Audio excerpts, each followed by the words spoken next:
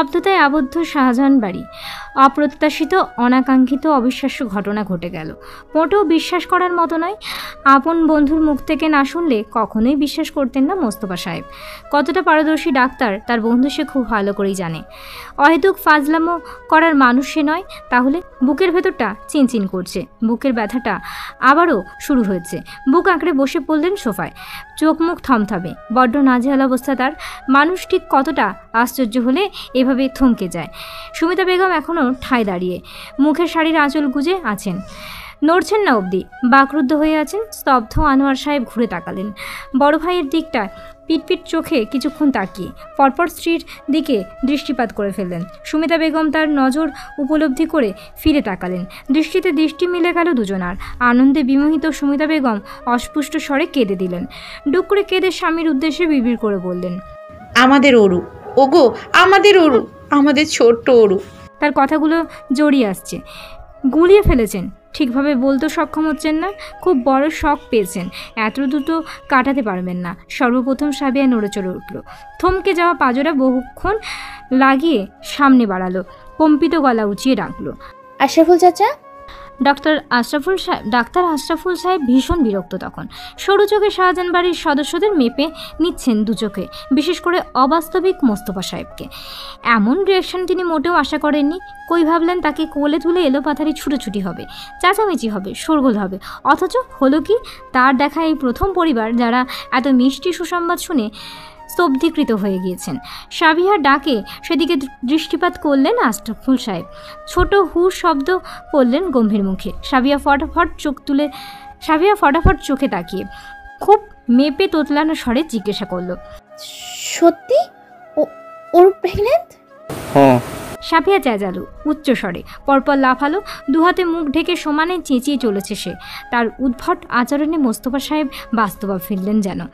বড় বড় চোখে তাকালেন। শব্দের তোড়জোড়ে কম বেশি সবাই নিজেদের ভাবনার সাগর হতে বেরিয়ে এসেছে। সাবিয়া ছুটে জাবেদা বেগমকে আঁকড়ে ধরেছে, মুখ গুজেছে বক্ষস্থলে, কণ্ঠের স্বর ছটফট করছে, মা আমি খালামণি হতে চলছি, খালামণি।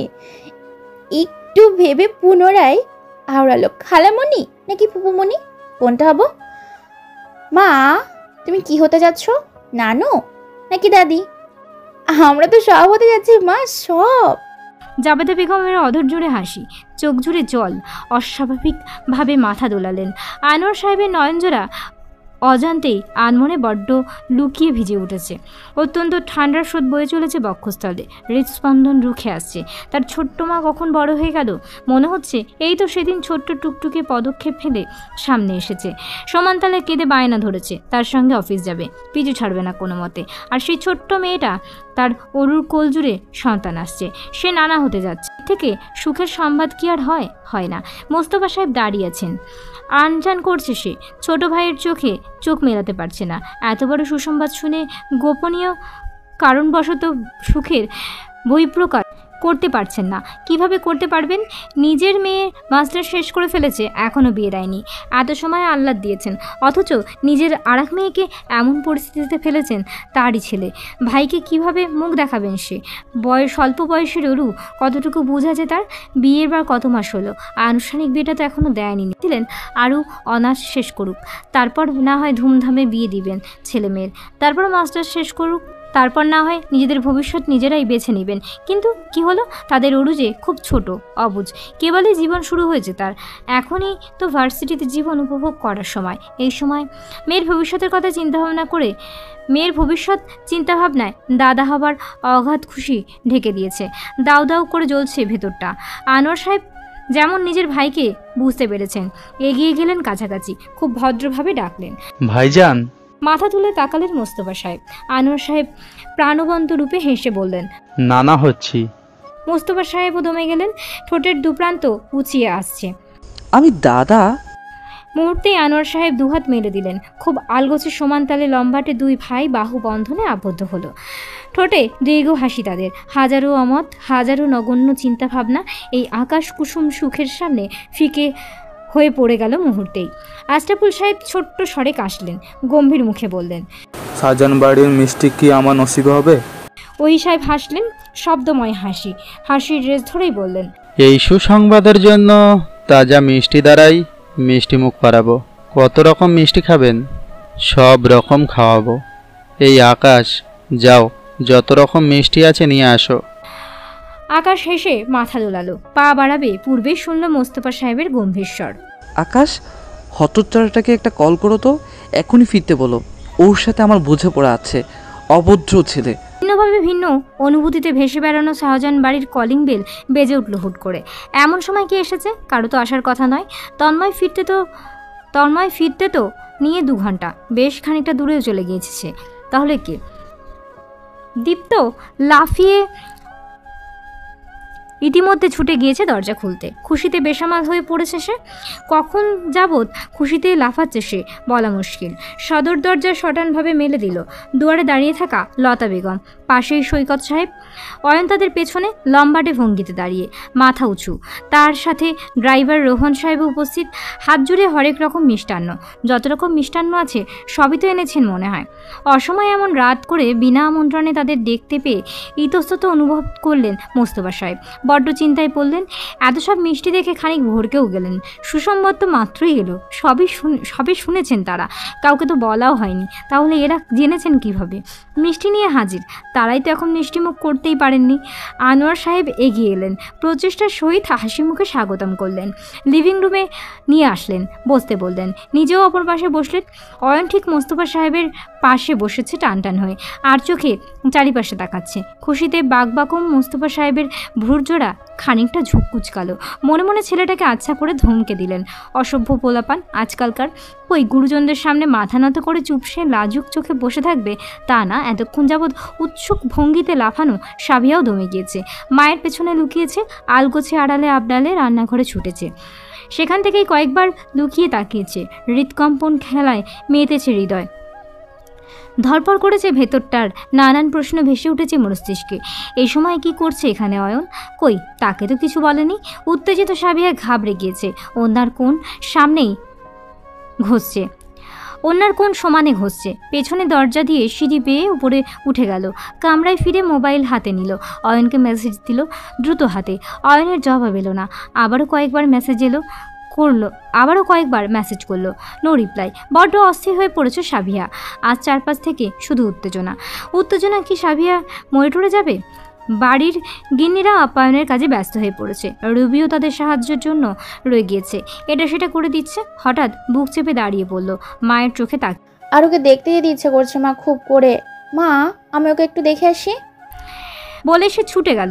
মুখ চেপে সিঁড়ি বাইছে। সে খুব ভালোভাবেই একটু অরুকে দেখবে, কপালে একটা চুমু খাবে। তার মন হাঁসফাঁস করছে। তাদের ছোট্ট অরুটা মা হতে যাচ্ছে। ইস, লিভিং রুমে বড়দের আসর। বড়দের সামনে শুধু ছোট দৃপ্ত দাঁড়িয়ে দাঁত কেলিয়ে চলেছে সে। উৎসুক আচরণ করছে অজানা তথ্য ছড়িয়ে দেবার জন্য। ওইসব চোখ রাঙিয়েছেন দুবার, তাতে কাজ হলো না বলে মনে হচ্ছে। দীপ্ত মুচকি হাসছে। অয়ন হাতের ইশারায় ডাকলো। দীপ্ত ছুটে তার রানে চেপে বসলো। অয়ন ফিসফিসিয়ে জিজ্ঞাসা করলো, এত খুশি কেন? সুসংবাদ। কিসের? আমি মামা চাচা হতে চলেছি। অয়নের হাস্যোজ্জ্বল মুখশ্রী থমকে গেল। দুচোখ বড়সড় আকার ধারণ করেছে। অবিশ্বাস্য স্বরে মিনমিন করে আওড়ালো, কি? তীব্র বর্ষণ, ঝোড়ো হাওয়া, অশান্ত আধারে প্রকৃতি ঝিমঝিমের সুরে দুলছে গাছপালা। ফ্যাঁচফ্যাঁচে রাস্তা, ভ্যাপসা প্রাকৃতিক গন্ধ ভেসে আসছে। অত্যন্ত মৃদু ঠান্ডা আবহাওয়ায় লেপ্টে পিচ্ছিল রাস্তা ধরে চলেছে আকাশি রঙের গাড়িটি। ছুটেছে প্রবল বেগে, অগ্রাহ্য করছে বর্ষণকে, অশান্ত প্রকৃতিকে। নিস্তব্ধ গাড়ির মধ্যে সেলফোনটা বেজে উঠল। তন্ময় পাশ ফিরে তাকালো। স্ক্রিনে আকাশের নাম ভেসে উঠেছে বড়সড় অক্ষরে। তন্ময় গাড়ি থামালো না, সেভাবেই ডান হাতে হুইল সামলিয়ে বা হাতে ইয়ারফোন কানে ঢোকালো। মুহূর্তেই আকাশের বিচলিত কণ্ঠস্বর শোনা গেল। সে বেগতিক গতিতে বলল, তাড়াতাড়ি বাসায় ফির, সর্বনাশ হয়ে গেছে। তন্ময়ের হৃদস্পন্দন থমকে গেল। শ্বাস প্রশ্বাস রুখে গিয়েছে।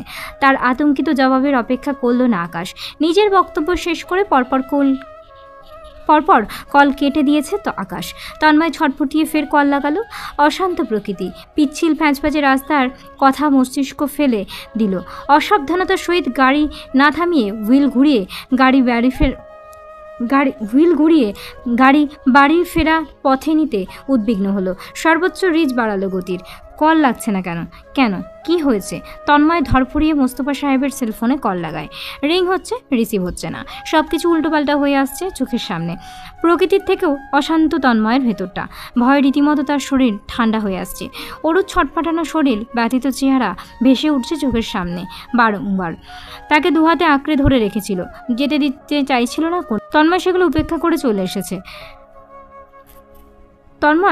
উপেক্ষা করে এসেছে। এগুলো ভাবতেই চাপা কষ্ট, বুকের তীব্র যন্ত্রণা শুরু হয়েছে। মস্তিষ্ক নানান খারাপ বিশ্রী চিন্তাভাবনায় ভরে গিয়েছে, নাজেহাল করে তুলেছে। গলার কাঁটা হয়ে বিঁধেছে অরুর মুখশ্রী। আজ তার আশাটা হয়তো ভুল হয়েছে, একদম ঠিক হয়নি। তার অরুর কিছু হলো না তো? হুইলে থাকা হাতটা কাঁপছে তন্ময়ের। বড্ড গোপনে দগ্ধ উত্তেজনায় বুক ধরপড় করছে। বক্ষস্থলে অশান্ত সাগরের ন্যায় নিমজ্জিত। কিছু সেকেন্ডের জন্য দু চোখ বুজে এলো যেমন। ঝোড়ো বর্ষণের ভেদ করে দেখা মিলল ট্রাকের সামনে। বড় হলদে রঙের ট্রাক সমান তালে সমান গতিতে ছুটে আসছে এই ছোট্ট রাস্তা জুড়ে। চোখ মেলে তাকাতে দেরি করে ফেলেছে তন্ময়। ইতিমধ্যে ট্রাক তার গাড়ির সামনে চলে এসেছে। এতটা নিকটে জরুরি বেগে ছুটে আসা গাড়িটিকে দেখে ভরকে গেল সে। হুইলে থাকা হাতটা স্তব্ধ খেয়ে বসলো। নিজের গাড়ির গতি সে সর্বোচ্চ বাড়িয়ে রেখেছে। হুট করে ব্রেক কষাও অসম্ভব বটে। তন্ময় হন্তদন্ত ভঙ্গিতে হুইল ঘোরাতে চাইল। আশেপাশে কি আছে খেয়াল করলো না। তীব্র বৃষ্টির তন্দ্রা ঘোরের আধারে বিলীন হলো যেন আকাশি রঙের গাড়িটি। হুঙ্কার ছুটিয়ে শব্দ করল নিস্তব্ধ রাস্তায়। চারপাশের জুড়ে পোড়ানো ধোয়া উঠছে। অস্পষ্ট আর্তনাদ, চিৎকার শোনা গেল। খানিকক্ষণের মধ্যে ফিরিয়ে দিয়ে গেল একই নিস্তব্ধতা। পর মুহূর্তে চারপাশ হতে ছুটে এসেছে জনগণ। চেঁচামেচি শুরু হয়েছে অনেকের। অ্যাক্সিডেন্ট হয়েছে বলে তোড়জোড় শুরু করেছে সকলে। এক অদ্ভুত অভ্যাস গড়ে উঠেছে মার্জির। সেলফোনের প্যানে ভ্যাবলার মতো তাকিয়ে থাকা, চাতক পাখির ন্যায় স্ক্রিনে চোখ রাখা, মাহিনের কলের আশায়। মানুষটাকে খুব মনে ধরেছে তার। এত পারফেক্ট মানুষ কিভাবে হয়? মার্জি দুহাত বাড়িয়ে রেখেছে। মাহিনকে একবার ধরতে পারলে ছাড়বে না, একদম বুকে আগলে রাখবে। এটা এত সুন্দর মানুষ হয় নাকি? মার্জির অপেক্ষার অবসান ঘটল। মাহিনের কল আসলো রাত 12টায়। মার্জি তখন ঘুমে ঢুলু। একবার রিং হতে না হতেই লাফিয়ে উঠে বসলো। খুব নিরিবিলি জায়গা দখল করলো। সেটা তার প্রিয় বারান্দা। রিং 4 বার হতেই হ্যালো। মাহিনের পুরুষালী স্বর শোনা গেল। ডিস্টার্ব করলাম? মার্জির বুকে ধাক্কা লাগলো, মৃদু ধাক্কা। গভীর রাতে এই গলার স্বর তার সর্বনাশ হয়ে দাঁড়িয়েছে। ক্ষতবিক্ষত করে দিচ্ছে সুপ্ত হৃদয়। বলতে ইচ্ছে করছে, তুই ডিস্টার্ব কর, যতটা ইচ্ছে কর, সারা জীবন কর, এমনিতেই সেটাই চাই, অল্প স্বল্প। তাহলে কি রাখবো ম্যাডাম? মার্জি বুকে হাত চেপে ধরল। উফ, এইভাবে কেউ সম্বোধন করে সে তো বুকে ব্যথায় মরে যাবে। তবে রাখি মানে কি? হ্যাঁ, ঘুম ভাঙিয়ে এখন রাখবে? হতচ্ছাড়া, কোনো রাখারাখি নেই। সারা রাত এইভাবেই কথা বলতে হবে মার্জির সাথে।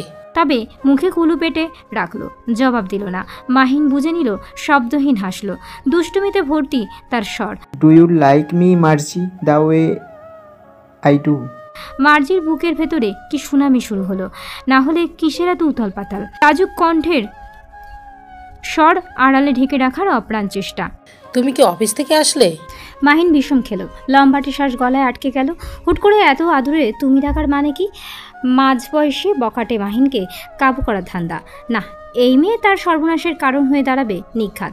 আধারে তলিয়ে আছে কক্ষটি। ক্ষণে ক্ষণে স্তব্ধতা রুখে অস্পষ্ট শ্বাস প্রশ্বাসের ঘন নিঃশ্বাস শোনা যাচ্ছে। বারান্দায় দরজা মেলে আছে, পর্দাগুলো অশান্ত ভঙ্গিতে দুলছে। ঝিরে ঝিরে বৃষ্টির ফোঁটা বারান্দা ভিজিয়ে রেখেছে। ভেসে আসছে বৃষ্টির মৃদু শব্দ। অরুর গোলাপি ঠোঁটজোড়া এক চিলতে হাসি দেখা দিচ্ছে। ঘুমন্ত সে স্বপ্নের ঘোরে মিটিমিটি হাসছে, ঘোরের মধ্যে প্রলাপ করছে।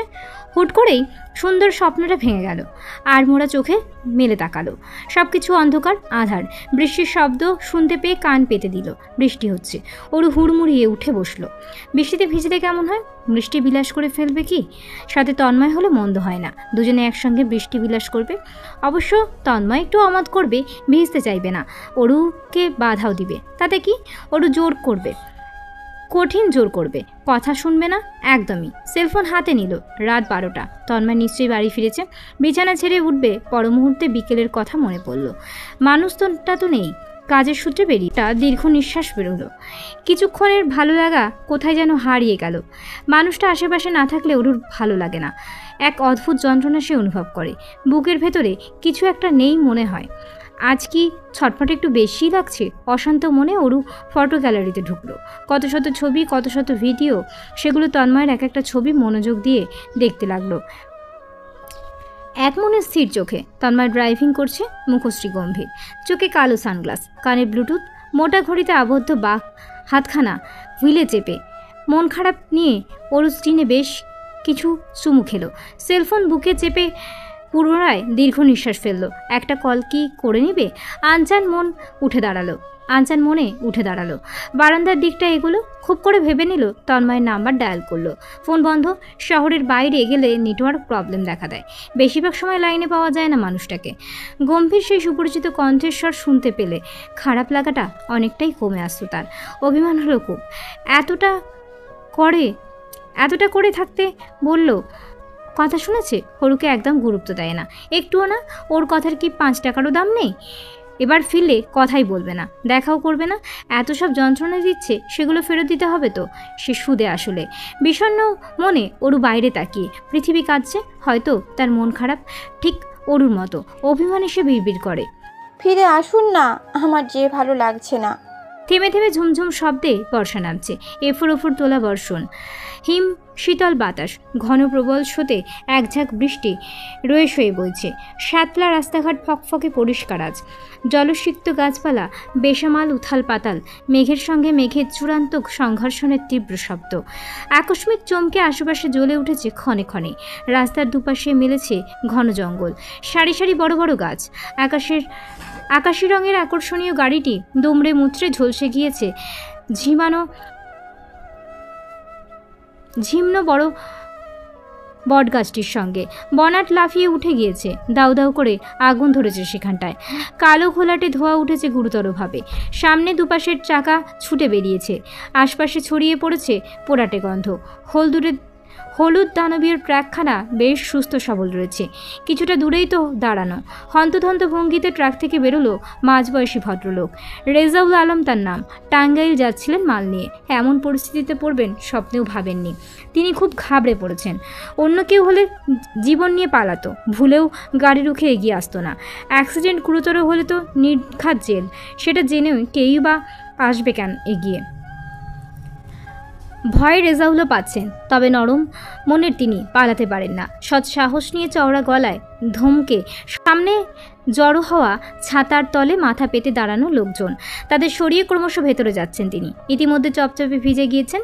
ভেঙে চুরে যাওয়া গাড়িটার সামনে এসে দাঁড়ালেন। ড্রাইভিং সিটের জানলার কাঁচ ফেটে বেরিয়েছে একটি রক্তাক্ত হাত, যা রীতিমতো ধীরে ধীরে নড়ছে। কাঁপতে কাঁপতে পরপর সম্পূর্ণ হাতটি বেরিয়েছে। ভেতরে মানুষটি জীবিত বুঝতে পেরে আর 1 সেকেন্ড দেরি করেননি রেজাউল। ছুটে সামনে অগ্রসর হলেন। জানলা থেকে টেনে হিচড়ে খুলে ফেললেন। ধারে তলিয়ে থাকা রক্তাক্ত তন্ময়কে জাপটে ধরে বের করে আনলেন। মাটিতে শোয়ালেন, মাথাটা নিজের রানে নিলেন। তন্ময়ের কপাল ফেটেছে, অঝরে ধারায় তরল রক্ত বইছে। কান গলা দিয়ে বেয়ে যাচ্ছে টকটকে লাল রক্ত, মেখে গিয়েছে পরন্ত শার্ট। নিজের কোমরে বাঁধা গামছা খুলে তন্ময়ের কপালে তৎক্ষণাৎ বেঁধে দিলেন শক্ত করে। এক্ষুনি রক্তক্ষরণ থামানো প্রয়োজন। হাত বাড়িয়ে তন্ময়ের গাল চাপড়ালেন দুবার। নড়ে চড়ে উঠে তন্ময় অস্পষ্ট চোখ মেলে তাকায়। আল্লাহর অশেষ রহমত, সাংঘাতিক কিছু হয়নি। কপাল ফেটেছে আর হাত লম্বা কাঁচি কেটেছে। কত শত দোয়াই না এই ছেলের জন্য বরাদ্দ। না হলে এভাবে একটা গুরুতর অ্যাক্সিডেন্টে সুস্থ সবল কিভাবে রয়? এমন ভয়ঙ্কর অ্যাক্সিডেন্টের ঠেলে খুব কম মানুষই জীবন নিয়ে ফেরে। কেউ বা ফিরে, তবে জীবন্ত লাশ হয়ে। ছিপছিপি গরনের যুবকটি এগিয়ে আসলো। পিঠে তার কালো ব্যাগ থেকে নিজের পানির বোতলটি এগিয়ে ধরল। রেজাউল পানির বোতল নিলেন। সাবধানতাজনিত ভঙ্গিতে কিছুটা পানি মুখে দিলেন তন্ময়ের। পরপর আরও কিছুটা পানি খাইয়ে বোতল সরালেন। তন্ময় অজ্ঞান হয়েছে, এখন আর চোখ মেলে তাকাচ্ছে না। কোনো সারা শব্দ নেই। রেজাউল ভড়কে গেলেন, শব্দ করে চেঁচালেন। গালে ছোট্ট করে চড় দেবার ভঙ্গিতা করছেন। আঙুলে নাকের ডগায় ধরলেন। আঙুল নাকের ডগায় ধরলেন। নিঃশ্বাস আছে, জীবিত বুঝতে পেরে রেজাউল শান্ত হলেন। তড়িৎ গতিতে দুহাতে আগলে ওঠালেন। এক্ষুনি হসপিটাল যেতে হবে। দেওয়াল ঘড়ি ঘুরছে একটায়। ড্রয়িং রুমে এখনও আলাপ আলোচনার উত্তম মধ্যম চলছে। ইতিমধ্যে মোস্তফা সাহেব জেনেছেন সৈয়দ সাহেবের আসবার কারণ। তিনি তো মেনে নিয়েছিলেন অয়ন সাবিয়ার সম্পর্ক। তার মতে মেয়ের খুশির থেকে বড় কিছু আর কিছু নয়। নিজের অর্থ সম্পদ এমনকি সম্মানও নয়। মেয়ে তো আগে, তারপর সব কিছু। এখন মেয়ে যদি নিজের থেকে বয়সের ছোট কাউকে বিয়ে করে সুখী হয় তাহলে তাই ঠিক। তিনি তাই মানবেন, সাদরে গ্রহণ করবেন। লতা বেগম স্পষ্টবাদী মহিলা, গুরুগম্ভীর নয়, আবার অমন হাস্যোজ্জ্বলও নয়। যতটুকু অনুভূতি থাকার তার মধ্যে আছে। তিনি মন খুলে কথা বললেন, নিজের সর্বোচ্চ চেষ্টা করলেন সম্পর্ক নতুনভাবে তৈরি করার। তার কথা কাজেও দিয়েছে। শাহজাহান পরিবারের সন্তুষ্টি তাদের ব্যবহারে প্রকাশ পাচ্ছে। পরিবর্তন এসেছে থমকে যাওয়া দুটো পরিবারের মধ্যে। এ যেন নতুন সম্পর্কের সূচনা। বিয়েটা অবশেষে মেনে নেওয়া হয়েছে। কথাবার্তা এখন দুপক্ষের গুরুজন সহ আসনে বসার পালা। সুষ্ঠুভাবে একটি ডেট ফিক্সড করার পরিকল্পনা। তাড়াহুড়ো নেই, ধীরস্বস্তে বিয়ের কার্যক্রম হবে। আপাতত মোস্তফা সাহেব অন্য কিছু নিয়ে ভাবছেন। তিনি একটা ডিসিশন নিয়েছেন নিজ উদ্যোগে, যার সম্পর্কে এখনও কাউকে কিছু বলেননি এবং আপাতত বলবেন সময় বুঝে। আকাশ তড়িঘড়ি করে এলো, অশান্ত ভঙ্গিতে মাথা দোলালো। অদ্ভুত, তন্ময় এখনো আসে নাই। সে এখন কখন আসতে বললাম? আমি তো ভাবছি ও ঘন্টার মধ্যে বাড়িতে এসে হাজির হবে, অথচ ঘন্টার পর ঘন্টা পেরোচ্ছে, ওর খবর নাই। মুহূর্তে মোস্তফা সাহেবের হাত সজ্জাল মুখশ্রীতে আধার ঘনিয়ে আসলো। চিন্তিত মুখে তিনি ভ্রুজোড়া কুচকে বললেন, কল দাও তো। ফোন সুইচ অফ চাচ্ছু। এখনো গিয়ে পৌঁছেছ? খবর নিয়েছ? যায় নাই। আনোয়ার সাহেব কথা তুললেন। কলে কি বলছে তন্ময়কে? তাড়াতাড়ি আসার জন্য তাগাদা দিলাম মাত্র। আমি শুধু বলেছিলাম তাড়াতাড়ি আয়, সর্বনাশ ঘটে গেছে, একটু যেন দ্রুত ফিরে আর কি। ওই সাহেব তৎক্ষণাৎ ছেলেকে ধমকে ওঠেন। ছেলেটা অরুকে অসুস্থ দেখে গেছে, চিন্তায় কতবার করে কল করলো, দেখোস নাই? এ সময় তো সর্বনাশ হয়েছে। এর মানে কি দাঁড়ায়? অপদার্থ ছেলে, গাধার বাচ্চা। চুপ করো, বলে ওঠে ওই সাহেব দমিয়ে রাখলেন। চোখ মুখ শান্ত করে রেখেছেন, তবে তিনি বড্ড অশান্ত হয়ে পড়েছেন। ছেলেকে কলের উপর কল দিয়ে যাচ্ছেন। তন্ময় খুব কয়েকবার কল করেছিল, মোস্তফা সাহেব ধরে নিজেদ করে। এখন নিজের উপর রাগ হচ্ছে। ছেলেটা হয়তো বেশ চিন্তায় ছিল। ইতিমধ্যে হাস্যজ্জ্বল মুখশ্রীগুলোতে চিন্তা লেপ্টে অয়ন উঠে দাঁড়াল। গাড়ি চাবি পকেট হতে বের করতে নিয়ে বলল, আমি গিয়ে দেখে আসি।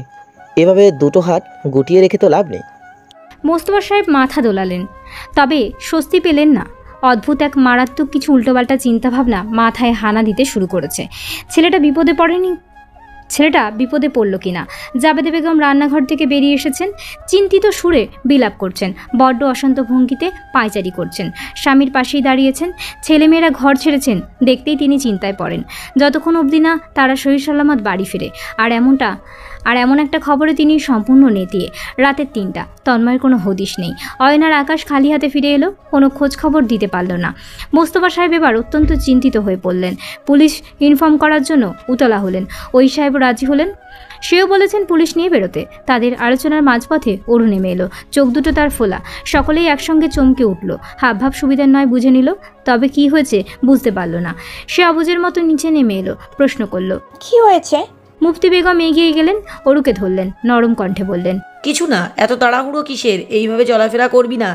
দেখি খিদে পেয়েছে, আয় কি খেতে ইচ্ছে করছে, চাচি এখনই বানিয়ে খাওয়াইবে তোকে। অরু ভীষণ অবাক হলো। তার পরিবার ছোট থেকেই আদুরে রক্ষণশীল, যত্নশীল, তবে আজ একটু বেশি কি নয়? সবাই এত আগ্রহ কেন তার উপরে? সবার মুখে একটাই কথা, সাবধানে। অরু মুফতি বেগমের সাথে রান্নাঘরে গেল।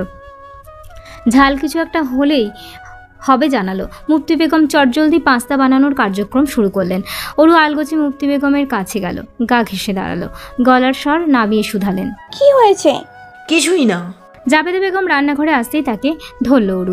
এই বড় মা, কি হয়েছে? কি হবে পাগল মেয়ে, কিছুটি না দেখিব, শুধু তড়ি ঘড়ি। এখন থেকে এগুলো একদম বন্ধ, না হলে কান মরে দিব আচ্ছা করে। সুমিতা বেগম আদুরে হাতে মেয়ের চুলগুলো বাঁধতে বসলেন। অরু আকাশ সমান চমকে সবাইকে দেখে নিচ্ছে। কি হয়ে গেল সবার? কিছু ঘন্টার কি এমন ঘটেছে? কলিং বেল বাজছে। রাত 3:25। থানায় যাবে বলে বেরোতে নিচ্ছিল শাহজাহান সাহেব। তড়িঘড়ি করে এগোলেন মোস্তফা সাহেব। বাড়ির সবাই লিভিং রুমে চোখ পেতে জাবেদা বেগম দরজার দিকে ছুটেছে, ছেলেটা এসেছে কিনা। অরু এক প্লেট পাস্তা হাতে দাঁড়িয়ে, কলিং বেলের শব্দে সেও ডাইনিং ছেড়ে উঠে এসেছে। এমন সময় কে এসেছে? আর বাড়িতে সকলের চোখ মুখের অবস্থাও ভালো নয়। এগুলো দেখে কৌতূহলের শেষ নেই তার। দরজায় শটান মেলে গেল। রেজাউল দাঁড়িয়ে আছেন তন্ময়কে আগলে ধরে। তন্ময়ের মাথা হেলে দুলে আছে, ব্যান্ডেজ মুড়িয়ে আছে মাথা, হাত, পা। রক্তে মাখামাখি শার্ট প্যান্ট, ভেজা অবস্থার শরীরের অরুর হাতের প্লেট সজোরে শব্দ তুলে মেঝেতে পড়ে গেল। চূর্ণ বিচূর্ণ হয়েছে নানা টুকরোর। জাবেদা বেগম মেঝেতে ধপ শব্দে বসে গিয়েছেন। শান্ত নেই বাকিরাও। মোস্তফা সাহেব কেমন হেলে পড়লেন, বিস্ময়ে বাকরুদ্ধ হয়ে গেলেন কেমন। অবিশ্বাস্য চোখে সামনে চেয়ে আছেন। পাও আজ থমকে ভিমরি খেয়ে পড়তে নিতেই হুঁশে আসলেন যেন। পরপরই হন্তদন্ত ভঙ্গিতে ছুটে সামনে অগ্রসর হলেন। বুক ফেটে আর্তনাদ বেরোলো। কি হলো আমার আব্বার? বেহিসাবি বর্ষা অধর ধারায় ঝরে প্রকৃতি রুষ্ট করতে এখনো ব্যস্ত। থেমে থেমে চমকাচ্ছে মেঘদের দল। আধার পৃথিবীকে ক্ষণিকের আলোর ঝলকানি দেখিয়ে দিচ্ছে। অশান্ত বাতাস তেড়ে আসতে চাইছে বাড়ির ভিতরে। স্তব্ধতা ভেঙে আরু সজোরে চিৎকার করে ওঠে। আর্তনাদ কেমন ধর ফড়িয়ে ছুটে এলো, অগ্রাহ্য করে বসলো মেঝেতে ছড়িয়ে ছিটিয়ে থাকা কাঁচের টুকরোগুলো। নরম তুলতুলে পায়ের তলা কাজ ঘেঁষে যেতেই রক্তের ছাপ, ছোপ ছোপ দাগ ভেসে উঠতে লাগলো মেঝেতে। ভড়কে উঠল আনোয়ার সাহেব। বিমূঢ় দৃষ্টিতে তাকিয়ে থাকলেন। পরপরই দ্রুত হাতে মেয়েকে বুকে আটকে নিলেন। তন্ময় বেশ দুর্বল, দাঁড়াতে পারছে না। তাকে ধরে আছে মোস্তফা সাহেব, ওহিদ সাহেব। পিছনে অয়ন, আকাশ ও সাহায্য করছে। সেখানে আরু কিভাবে যাবে, তাই আটকে রেখেছেন। কিন্তু আরু ছটফটিয়ে উঠেছে। এখন আর সে চিৎকার করতে পারছে না। হাউ মাউ শব্দে কাঁদছে, নিজেকে ছাড়াতে চাইছে। দুয়ারে দাঁড়ানো তন্ময়কে ছুতে চাওয়ার অসীম প্রচেষ্টায় মগ্ন সে। আনোয়ার সাহেব বুঝে তাকে বোঝাতে সক্ষম হচ্ছে না। তার চোখের সামনে শুধু রক্ত, তন্ময়ের বিষণ্ণ মুখশ্রী, দুর্বল শরীর। রেজাউল সাহেব তখন দরজা ধরে দাঁড়িয়ে ভেজা তন্ময়কে দু হাতে আগলে ধরেছেন। লম্বা চওড়া সুস্বাস্থ্যের অধিকারী মোস্তফা সাহেব ওহি সাহেবের সাহায্যে ছেলেকে ভিতরে নিতে নিয়ে ব্যাকুল গলায় বিড়বিড়িয়ে আওড়ালেন, কি হয়ে গেল এসব আব্বা? এই তন্ময়। রেজাউল চটপট জবাব দিলেন। অ্যাক্সিডেন্ট শুনেই থমকে যান জাবেদা বেগম।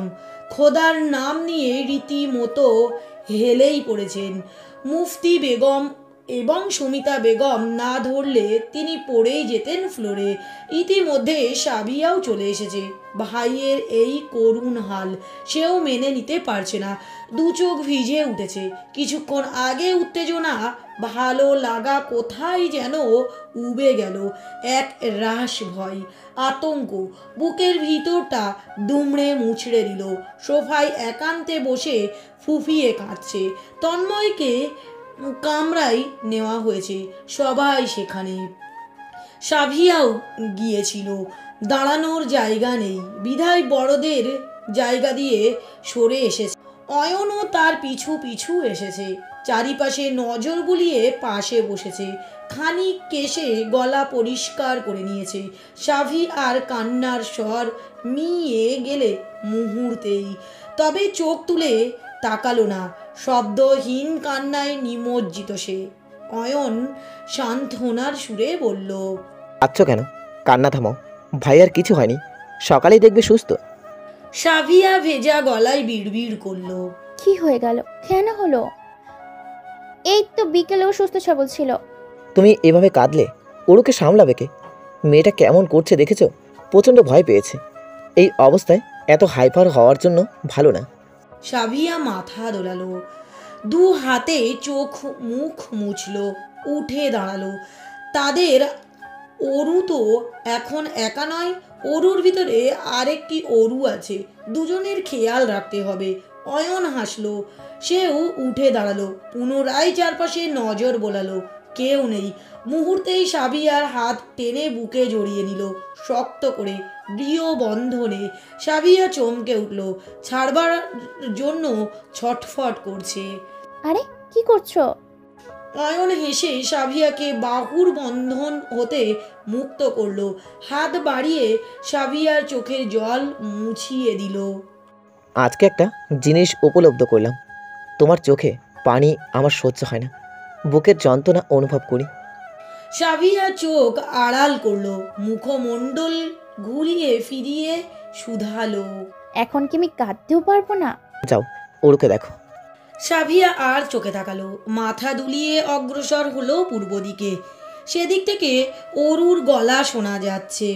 মেয়েটা কিভাবে কাঁদছে, তার কান্নার তেড়ে বাকিরা চুপসে গেছে, কেউ আর নিজেদের আবেগ দেখাচ্ছে না, বুকে গেঁথে রেখেছে। তাদের সান্ত্বনা দেখে হয়তো অরুর কান্না কাটিয়ে থামবে, তার হৃদয় শীতল হবে। প্রকৃতি প্রাণবন্ত, ভেজা ভেজা আবহাওয়া ঠান্ডা, নির্জন চারপাশ, মৃদু বাতাস বইছে, পাখিদের কিচিরমিচির শব্দ ভেসে আসছে। বৃষ্টি থেমেছে, আকাশ এখনো মেঘলা, প্রকৃতি আধারে, পর্দাগুলো দাপিয়ে দুলছে, এলোমেলো ভঙ্গিতে ছুঁয়ে দিচ্ছে অরুর মুখশ্রী। সে জানালার আর বিছানার মধ্যে বসেছে, পর্দাগুলো তাকেই পেয়েছে জ্বালানোর জন্য।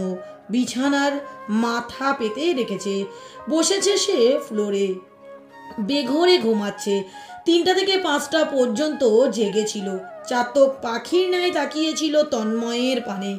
সহস্র চুমুকে মুখমণ্ডল জুড়ে কতটা না শক্ত করে জড়িয়ে রেখেছিল মানুষটাকে। ভয়ে সর্ব অঙ্গ থরথর করে কেঁপেছে। তন্ময় চোখ মেলে তাকিয়েছে, অস্পষ্ট স্বরে জানিয়েছে সে ঠিক আছে। তখনই একটু শান্ত হয়েছে মেয়েটা। তার আগ পর্যন্ত শুধু কেঁদেছে, আর্তনাদ করেছে, পাগলের ন্যায় ছটফট ধরফর করেছে। গলাটা শুকিয়ে কাট কাট হয়ে এসেছে তন্ময়ের। কয়েক প্রচেষ্টার পর আধো আধো চোখ মেলে তাকায়, মাথা সহ শরীর বেশ ঘাড় ভার হয়ে আছে, বড্ড যন্ত্রণা অনুভব করছে সর্ব অঙ্গে। চোখজোড়া কুচকে কপালে হাত চেপে ধরে, অনুভব করে ব্যান্ডেজ।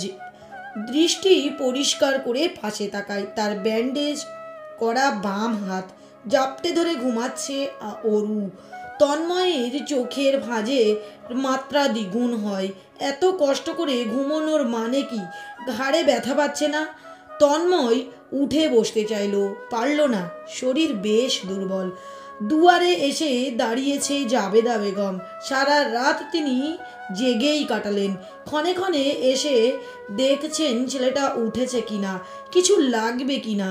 তন্ময়কে নড়তে দেখেই এগিয়ে আসলেন, গলার স্বর নামিয়ে শুধালেন, কি লাগবো আব্বা, ওঠে না? বলতে বলতে কেঁদে ফেললেন, আঁচলে মুখ মুছলেন। তন্ময় মায়ের হাত টেনে পাশে বসলো, ভাঙা গলায় বলল, আমি ঠিক আছে মা। ওই ঠিক আছো? সে ভালোভাবে কথাটুকু বলতে পারতেছস না? তন্ময় চোখের ইশারায় অরুকে দেখলো। ওইভাবে শুয়ে আছে কেন, কিছু বলনি? তোর আব্বা চাচু আমি সবাই কত করে বললাম, কথা শুনলো না। এইসবে কত গুছিয়ে চলতে হয়, মেয়েটা কোনো কথাই শোনে না। এখন কেউ একা কবি। ছেলের প্রশ্নবোধক চাহনিতে দৃষ্টি মিলতেই জাভেদা বেগম হুট করে থেমে গেলেন।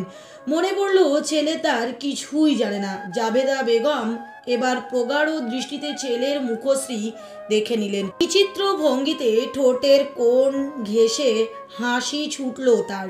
তন্ময়ের সন্দেহজনক স্বর, কি হয়েছে মা অরুর? জাবেদা বেগমের হাসির রেখা বড় হলো। ওর দায়িত্ব কার এখন? ও না হয় ছোট, তুইও কি ছোট? দেখে শুনে রাখবি না? কতটুকু বা বোঝে? হেরাফেরা চলবে না, সচেতন হ, খেয়াল রাখ, দায়িত্ব নেই। তন্ময় ঘাবড়ালো, গলার স্বর বেশ সচেতন। হয়েছে কি? কি হবে? ওর প্রেগনেন্ট, বাপ হতে যাচ্ছস আর জানোস না পোড়াপান মানুষ করবে কেমনে? তন্ময় অপালক ঝাপটালো, পরপর থমকালো, দৃষ্টি নিথর, ঠোঁটে ঠোঁট চেপে রেখেছে, অসামান্য বড় হয়ে আছে চোখ। বেশ খানিক সময় নিল। কি মানে? জাবেদা বেগম হেসে ছেলের মাথায় হাত রাখলেন, উঠে এক গ্লাস পানি এগিয়ে দিলেন, যাবার পূর্বে বলে গেলেন, খাবার নিয়ে আসি, খাবি? তোর বাপ কিছুতে মুখে নেয়নি, এখন যদি তোর দেখা দেখি একটু খাই। তন্ময় তখনও থমকে বসে। মায়ের কথা বুঝতে বেশ সময় লাগলো তার। দৃঢ় দৃষ্টি ফেলল অরুর নরম ঘুমন্ত মুখশ্রীর পানে।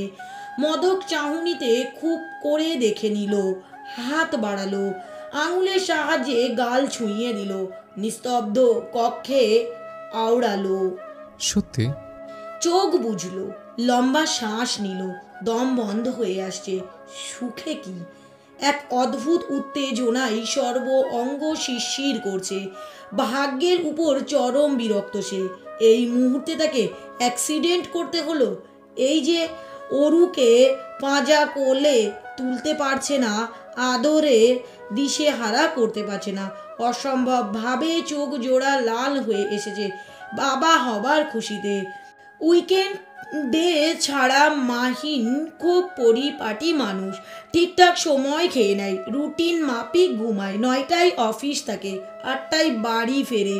উইকেন্ডের বিষয়টা আলাদা, সেদিন আড্ডা দেয় বন্ধুদের সঙ্গে, ঘুমোতে দেরি আর উঠতে দেরিও। সেই সময় মাফিক চলা ছেলেটা আজ কোথায় হারিয়ে গেল?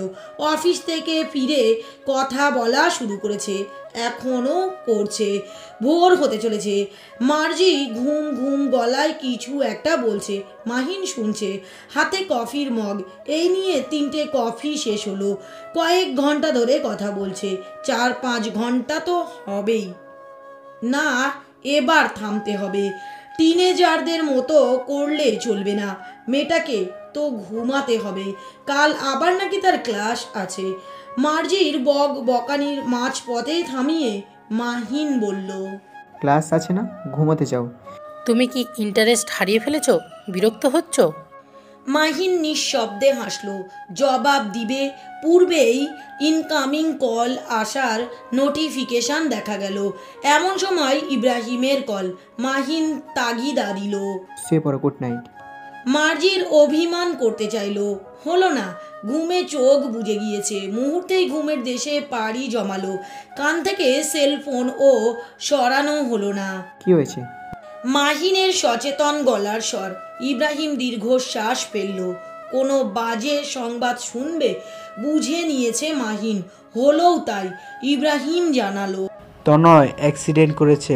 What are you drinking? খবর পেলাম মাত্র, আকাশ বলল অবস্থা তেমন খারাপ না, ঠিক আছে। কেমনি কি? জানি না, যাবি? কল দিয়ে শোনায়নি ওদের, জানা গেলে মিলেমিশে যায়। কল দিতেছি দুপুরের দিক। ঘরের বাতি বন্ধ, পর্দা টেনে দেওয়া হয়েছে। কামরায় মৃদু আধারে তলিয়ে তন্ময় ভাঙা পা আর দুর্বল শরীরে উঠে দাঁড়িয়েছে। অরুকে জাপটে ধরে তুলেছে। পুরো শরীর ব্যথায় নীল হয়ে গেল। কাটা ক্ষতগুলো এখনো কাঁচা। টান লেগেছে অরুকে তুলতে গিয়ে। বিছানায় শুয়ে দিয়ে এসে দোলাই ধরে ঘন ঘন শ্বাস নিল। তারপর ধীরে বিছানায় উঠে বসলো।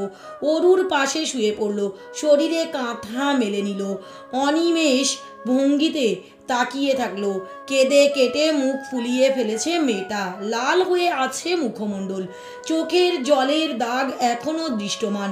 তন্ময় ঘনিষ্ঠ হলো, অরুকে বুকে নিল আলগোছে, মুখের কাছে মুখ এগিয়ে নিল, দু চোখের পাতায় চুমু বসালো, গলা নামিয়ে ডাকলো, অরু। জবাব এলো না। তন্ময় হাত নিচে নামালো, অরুর পেটে ছুঁয়ে দিল। খুব করে একটা চুমু খেতে ইচ্ছে করছে এক টানায়। কান পেতে বসে থাকতে ইচ্ছে হচ্ছে, তার ছোট্ট অরু মা হবে, তার অনাগত সন্তানের মা। ভাবতেই শরীর লোমকূপ দাঁড়িয়ে উঠেছে। তন্ময় মুখ ডবল ঘন রেশমি চুলে। ধন্যবাদ জান, আই লাভ ইউ। অরু কিছুটা ছন্ন ছাড়া, একটু বদ মেজাজি, সামান্য বোকা শোকাও, বোঝে কম, চেঁচাই বেশি। তাই বলে এতটাই অবুঝ? হ্যাঁ, সে প্রেগনেন্ট, অথচ নিজেই জানে না, বাকি সকলেই জানে। দুঃখ পেল, কষ্ট অনুভব করলো, তবে চোখে জল এলো না। সে আনার চেষ্টা করছে সামান্য। যখন থেকে প্রেগনেন্সির খবর শুনেছে, পেটে হাত বুলিয়েই চলেছে সমানে। ক্ষণে ক্ষণে আয়না দেখছে, বিড়বিড়িয়ে কিছু একটা আওড়াচ্ছে। অনাগত সন্তানের সঙ্গে হয়তো বোকা মেয়েটা কথা বলতে চাইছে। বাড়ির সবাই চিন্তায় অরুকে নিয়ে, নিজেদের মধ্যে আলাপ আলোচনা করছে। অরু নাকি অনেক ছোট, এমন অল্প বয়সে বাচ্চা নেওয়া ঝুঁকিপূর্ণ বিষয়। তার সম্পূর্ণ জীবন উপভোগ করা বাকি, পড়াশুনোই বা কত দূর গেল। নিতান্তই ছোট মেয়েটা, এখনই বাচ্চা নিলে ভবিষ্যতে এই বিবাহ জীবন তার আর ভালো লাগবে না, ইত্যাদি। এইসব শুনে অরুর মন খারাপ হলো ভীষণ পরিমাণে। বাড়ির সবাই কেন ভাবছে যে তার বয়স হয়নি? হয়তো অরু অবুঝ, পরিবারের ভালোবাসায় আবডালে বড় হওয়া একটা বড় সড়ো বাচ্চা। কিন্তু সে আশেপাশের মানুষ দেখে, বন্ধু বান্ধবদের অবস্থা জানে। এসএসসি দিয়েই তার বান্ধবী রূপা বিয়ে করে ফেললো, আলহামদুলিল্লাহ। এখন সে 2 বছরের বাচ্চার মা। তার বয়সী অনেক মেয়েই সংসার করছে, তাদের বাচ্চা আছে। তাহলে অরু কেন পারবে না? পারবে সে, পেরে দেখাবে সবাইকে। এই বাচ্চার জন্য অরু সব কিছু করতে রাজি, সব কিছু। ভালোবাসার রং লাল। লাল কেন? কারণ লাল রক্তের প্রতীক, আর রক্ত আমাদের ভিতরটাই অবস্থিত। রক্তবিহীন মানুষ কি বাঁচে? নয়, বাঁচে না। তেমনি ভালোবাসা ছাড়া মানুষ বাঁচে না। মানুষ মাত্রই ভালোবাসার কাঙাল, ভালোবাসার দাস। এত কষ্ট, বিচ্ছেদ, হৃদয় যন্ত্রণা পরও ভালোবাসাই চেয়ে যায় মানুষ। ভালোবাসার মানুষ কাছে চাই, পাশে চাই।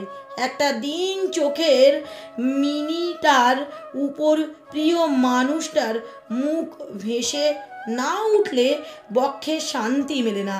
পরাণে আগুন জ্বলে দাউ দাউ করে, যন্ত্রণা অনুভব হয়, ছটফট করে হৃদয়। আর যদি ভালোবাসার মানুষটা কথা না বলে, তাহলে কেমন অনুভূতি হয়? ভয়ঙ্কর নয় কি? অবশ্যই। তন্ময় একদম কথা বলছে না, অরুর পানে তাকাচ্ছে না, গম্ভীর মুখে অন্যদিকে ফিরে রয়। খেতে বসে মাথা নিচু স্বর পদে রেখেছে, চুপচাপ থাকে। অরু বিড়াল ছানার মতো তার আশেপাশে ঘুরে ফিরে বেড়ায়, একটু দৃষ্টি পাওয়ার জন্য মরিয়া হয়ে রয়। কিন্তু পাষাণ মানুষটার কোনো হেলদোল নেই, ভুলবশতও ফিরে দেখছে না। কেমন থমথম করে রেখেছে চেহারা। কেন? তন্ময় কি খুশি নয় এই সুখবর শুনে? সে কি বাচ্চা চাই না? পর মুহূর্তেই মনে পড়ল বড় মায়ের কথা। তিনি স্পষ্ট গলায় বলেছিলেন, বাবা হবার খুশিতে তন্ময় ইমোশনাল হয়ে পড়েছিল, কেঁদেওছে। তাহলে অরুর সাথে এমন কেন করছে? আকাশ কুসুম ভাবনায় বিভোর সে, বড্ড অসহায় হয়ে পড়েছে। বক্ষে বইছে সীমাহীন আসমান জমিন ধ্বংসের সমান যন্ত্রণা, অসহ্যকর। এই যন্ত্রণা থেকে মুক্তি শুধু তাকে তন্ময়ই দিতে পারে। হাসপাতালে অ্যাপয়েন্টমেন্ট নেওয়া হয়েছে সকাল 10টায়। 10টার পূর্বেই অরুকে হাসপাতালে নিয়ে যাওয়ার উদ্দেশ্যে বেরোনো হবে। সুমিতা বেগম 9টার মধ্যেই ব্যাগ গুছিয়ে নিয়েছে।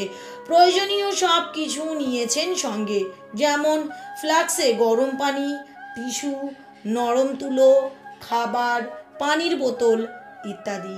জাবেদা বেগম রান্নাঘরে। তিনি খুব ভোরে আকাশকে দিয়ে টাটকা শিঙি মাছ আনিয়েছেন।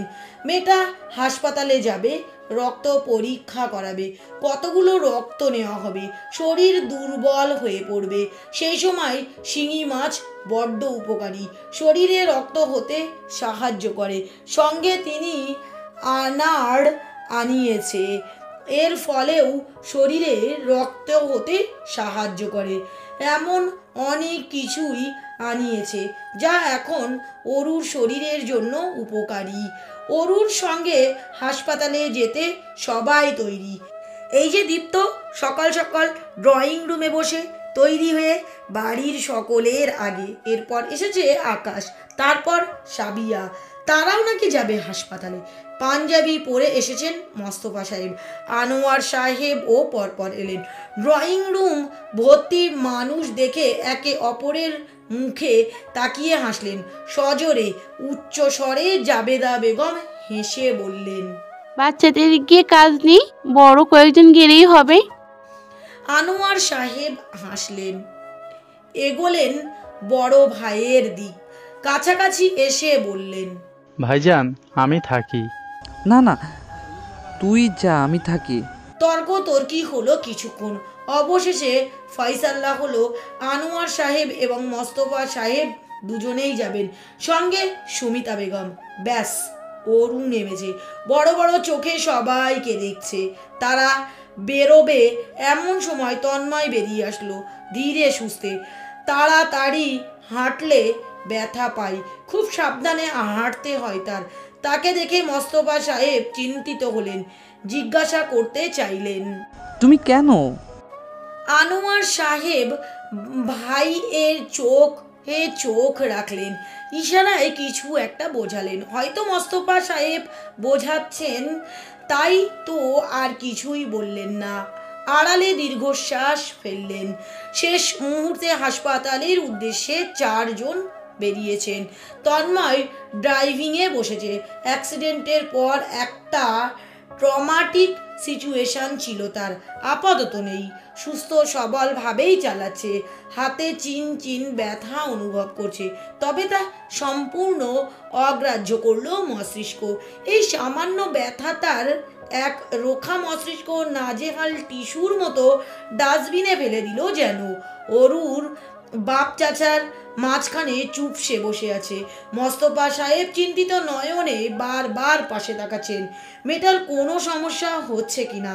থেমে নেই আনোয়ার সাহেবও, তিনি বড় ভাইয়ের থেকে এগিয়ে কিনা প্রশ্ন করে বসলেন। খারাপ লাগছে আম্মা? অরু মাথা নাড়ালো, চোখ বুঝলো, আবারও খুলল, সামনে তাকালো। তন্ময়ের পাশে সুমিতা বেগম বসে। তিনি ফিরে তাকালেন, পানির বোতল বের করে এগিয়ে ধরলেন। একটু খেয়ে নে, ভালো লাগবে। বাড়ি থেকে বেরিয়ে আছে আধ ঘন্টা হয়নি, এখনই কি পানি তৃষ্ণা পাই? অরু তবুও হাত বাড়িয়ে নিল, অল্পখানিক পানি খেয়ে বোতল হাতে রাখলো। উদাসীন চাহনি নিক্ষেপ করলো পাষাণ মানুষটার দিকে।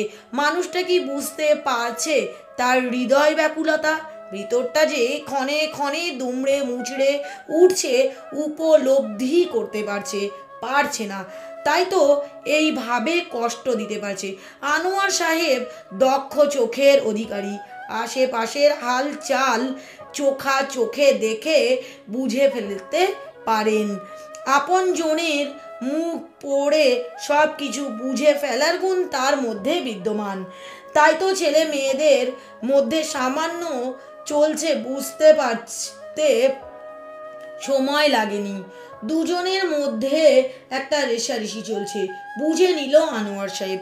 তন্ময় বুদ্ধিমান ছেলে, প্রচণ্ড নির্ভরশীল, অগাধ বিশ্বাস এই ছেলের প্রতি তার। ঠিক সামলে নিবে, ঠিক করে নিবে ভেবেই আনমনে মৃদু হাসলেন আনোয়ার সাহেব। নিজেদের বোঝাপড়া নিজেরাই করে নিক, মাত্রই তো শুরু সংসার জীবন। এমন ছোটোখাটো কথা কাটাকাটি মান অভিমান নিয়েই তো এগোতে হবে। অপেক্ষাকৃত মানসিকতা নিয়ে দাঁড়িয়ে 2 গুরুজন দৃষ্টি তাক করে রেখেছেন সামনে। অরু বেশ কিছু টেস্ট নেওয়া হয়েছে। এক এক টেস্টের জন্য এক এক ফ্লোরে যেতে হচ্ছে।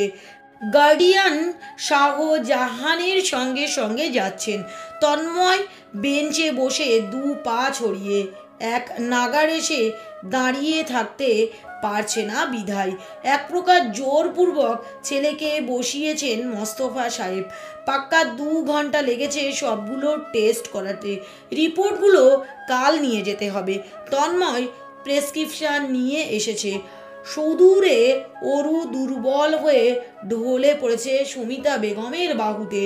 একটু রক্ত নিয়েছে আর একটুখানি এদিক সেদিক কি যেতে হয়েছে, তাতেই নাজেহাল অবস্থা মেয়েটার। মাহিন, ও দুঃসংবাদ শুনছস?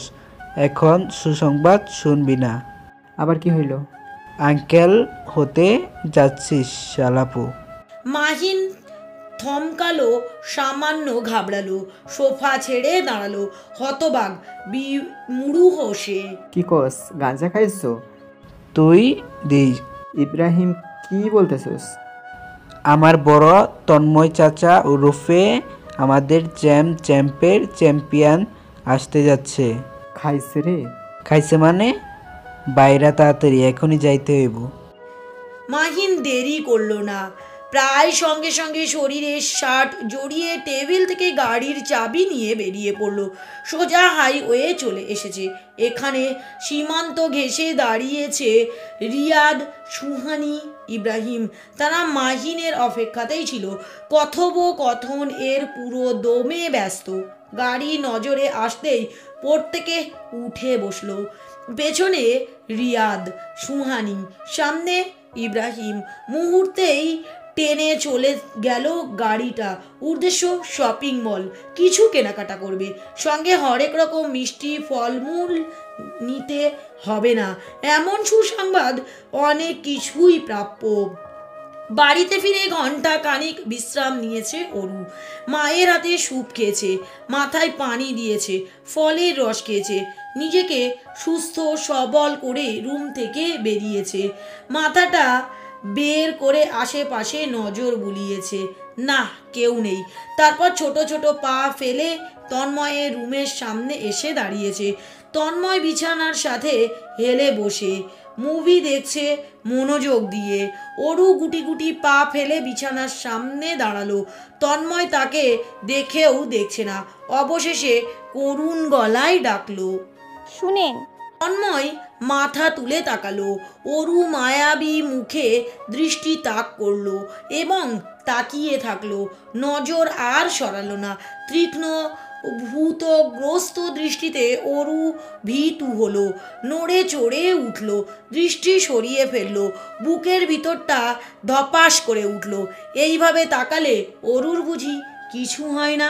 অপরদিকে তন্ময় শুধু তাকিয়েই আছে, কোনো প্রকার প্রশ্ন করছে না, আর নাইবা দৃষ্টি সরাচ্ছে। অদ্ভুত।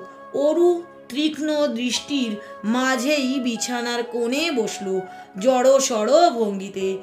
জামার কোণ ধরে মোচড়া মুচড়ি করছে। মস্তিষ্ক হাতড়ে কিছু একটা বলে। মুভি দেখছেন?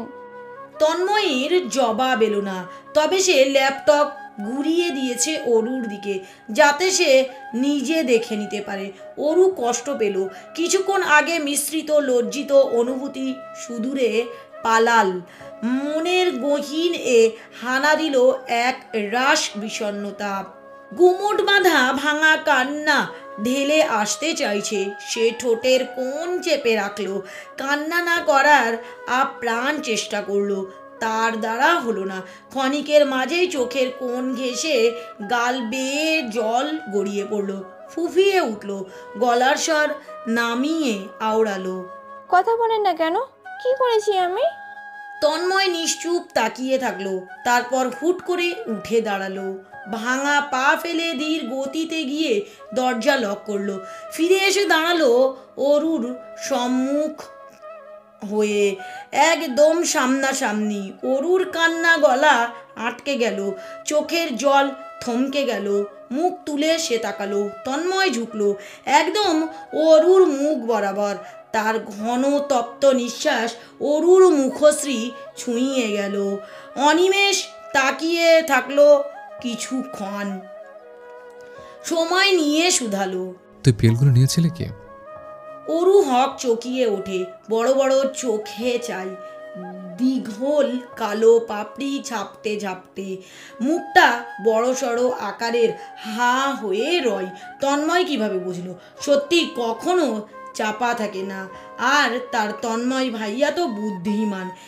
এমন বুদ্ধিমান মানুষের কাছ থেকে কি সত্যি লুকানো যায়? অরু চোখ নামালো, অপরাধীর ন্যায় মাথা নাড়ালো দুপাশে, যার অর্থ দাঁড়ালো সে পিলগুলো নেয়নি। তন্ময় সচল চোখে ইশারা ইঙ্গিত দেখালো, বুঝলো, তবে বক্ষে শান্তি পেল না, তাই ধমকে সুরে শাঁসালো, মুখে বল। না, নেই নে। কেন? অরু কেন এর জবাব কি দিবে? হৃদয়ে যেন চিন্তা ভাবনা রেখেছে, সেগুলো বলবে নাকি চুপ রইবে? পরপর আর এক দফা ধমক খেলো। দৃশ্যমান রূপে কেঁপে উঠেছে, নাক ফুলিয়ে তাকালো, মিয়ে যাওয়া গলায় বলল, আমি ভাবছি আপনি খুশি হবেন। তন্ময় হাত বাড়ালো, অরুর গাল চেপে ধরলো, মাথাটা উঠিয়ে চোখে চোখ রাখলো। আমার খুশি দিয়ে কি? আমার খুশির জন্য এত বড় একটা স্টেপ কিভাবে নিলে? অরু, তুই এত অবুঝ কেন? একটা বাচ্চা সাধারণ বিষয় না। একটা বাচ্চা ক্যারি করার মতো মন মানসিকতা তো নেই। যে ধকল, যেসব সমস্যা দিয়ে তুই যাবি তা অগণিত। শারীরিক মানসিক সব রকম যন্ত্রণা দিয়ে যাবে। প্রসবের যন্ত্রণা তুই সহ্য করতে পারবি? পারবি না। এই যন্ত্রণাগুলো দিয়ে তুই একা যাবি। আমি না, তাহলে কেন তুই? অরু টলমল চোখে চেয়ে আচমকাই তন্ময়ের কোমর দু হাতে জাপটে নিল, পেটে মাথা চেপে ধরল, কান্না মিশ্রিত স্বরে বলল, আপনি পাশে থাকলে আমি সব সইতে পারবো। তন্ময় থমকালো, স্থির চোখে তাকিয়ে থাকলো। পর মুহূর্তেই মাথা নুইয়ে হামলে পড়ল অরুর কোমল গোলাপি ঠোঁট জোড়ায়। নেশাক্ত বস্তুর স্বাদ নিতে হারিয়ে ফেললো নিজেকে। বেশ কিছুক্ষণ সময় পেরোলো, অরুকে বুকে গেঁথে রাখলো, মাথায় হাত বুলিয়ে তন্ময় আওড়ালো, আমি খুশি, ভীষণ খুশি। আমার হৃদয়ের এই অনুভূতি শ্রেষ্ঠ অনুভূতি যা তুই দিয়েছিস। মোস্তফা সাহেব দক্ষ মিস্ত্রি এনেছেন দোতলার পিছনের রুম দুটো ভাঙতে, ভেঙে একত্রিত করে বর্তমান ডিজাইন মোতাবেক একটা সুন্দর আলিশান কামরা বানাতে, তন্ময় আর অরুর জন্য। এর মধ্যে তিন ভাইদের নিয়ে একটা ছোটোখাটো মিটিংও সেরেছেন। মুখ্য বিষয় তন্ময় আর অরুর আনুষ্ঠানিক বিয়েটা সেরে ফেলা। সাবিয়া অয়নের বিয়ের পূর্বেই তন্ময় অরুর বিয়েটা ঘরোয়াভাবে সেরে ফেলার উদ্দেশ্য রেখেছেন মনে। গার্ডেনে প্যান্ডেল সাজাবেন, রীতিনীতি অনুযায়ী মেহেন্দি, হলুদ, তারপর বিয়ে। ডেট ফেললেন 21 তারিখ শুক্রবার, আজ থেকে 4 দিন পর। পরশু থেকে মেহেন্দি হলুদের প্রোগ্রাম শুরু করবেন, চেনা জানা মানুষদের নিয়ন্ত্রণ করবেন। বিকেল দিকেই সিলেট কল লাগাবেন, নিমন্ত্রণ করলেন শ্বশুর বাড়ির সকলকে, তারা কালকের মধ্যেই চলে আসবে। মোস্তফা সাহেব সুমিতা বেগম পরিবারকেও নিমন্ত্রণ করেছেন। কালকের মধ্যে পাড়া প্রতিবেশী আপনজন যারা ছিলেন সবাইকে তিন ভাই মিলে নিমন্ত্রণ করে ফেললেন। মাহিনদের আগমন ঘটেছে সন্ধ্যায়, হাত ভর্তি তাদের সরঞ্জাম, অনেক কিছুই এনেছেন। এর মধ্যে হাস্যকর বিষয় দাঁড়ালো বেবি টয়েজ। এগুলো বাচ্চাদের খেলনা, সেগুলো গোছাতে নিয়ে জাবেদা বেগম সহ বাড়ির সকলেই হাসলেন। হট্টগোল পড়ে গেল, চেঁচামেচি, তোড়জোড়, এলাহি সব কাণ্ড। তাদের হট্টগোলে শুনে কি না এসে থাকা যায়? তন্ময় এলো, তাকে ধরে বন্ধুদের অযৌক্তিক সব আচরণ, এই ইমোশনাল তো পর পর হাসি ঠাট্টা স্বরে খ্যাপানো। মাহিন তন্ময়ের পাশে বসে, হাতে জুসের গ্লাস, সে মনোযোগ সহ বন্ধুর অ্যাডিক্টেড বিবরণ শুনল। Serious situation. সেই মুহূর্তে হুট করে মাহিন শুধালো, কিরে বাচ্চাটা কেমনে চলে আসলো? ক্রেডিট কিন্তু সবসময় আমার, হ্যাঁ, রাস্তা ক্লিয়ার আমি করেছিলাম। তন্ময় হাসল। বন্ধুদের অযৌক্তিক আচরণের সঙ্গে সে বড্ড পরিচিত।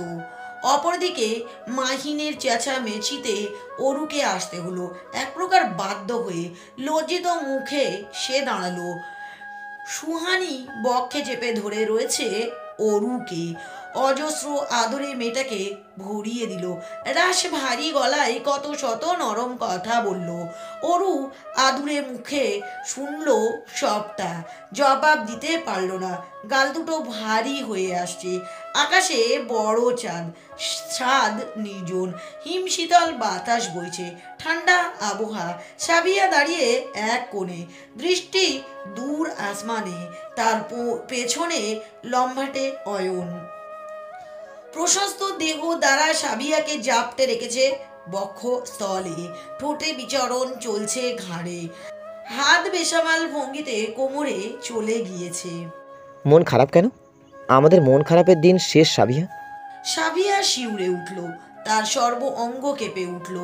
নিজেকে ছাড়াতে চাইল, পারল না। অবশেষে ঘুরল। অয়ন চোখে চোখ পড়ল। আমার মন খারাপ না, আমি খুব খুশি। তাই বুঝি? খুশির একটা ঝলক দেখাও। সাবিয়া অনিমেষ তাকিয়ে থাকলো। হাত বাড়ালো, অয়নের গাল ছুঁয়ে দিল। মুখ বাড়িয়ে ওর গালে ঠোঁট স্পর্শ করালো। লাজুক গলার স্বরে বলল, দেখলে? সাবিয়া উঁচু হলো, দ্বিতীয় গালেও চুমু বসালো এবং নিজেই কিঞ্চিত কেঁপে উঠল। নিজেকে ধাতস্থ করে বলল, এবার? অয়ন হাসলো। সুদর্শন পুরুষ এর সুদর্শন সেই হাসি। অয়ন মাথা ঝুঁকালো, মাথাটা সাবিয়ার ঘাড়ে রাখলো। লম্বা শ্বাস নিল। স্রেফ গলায় বলল, সেদিন মেঘলা আকাশ ছিল, বৃষ্টি হবে বলে। আমি ছাদে ছিলাম ব্যাট বল নিয়ে। বৃষ্টির কয়েকটা ফোঁটা পড়ল। তুমি তখন দৌড়ে ছাদে এলে।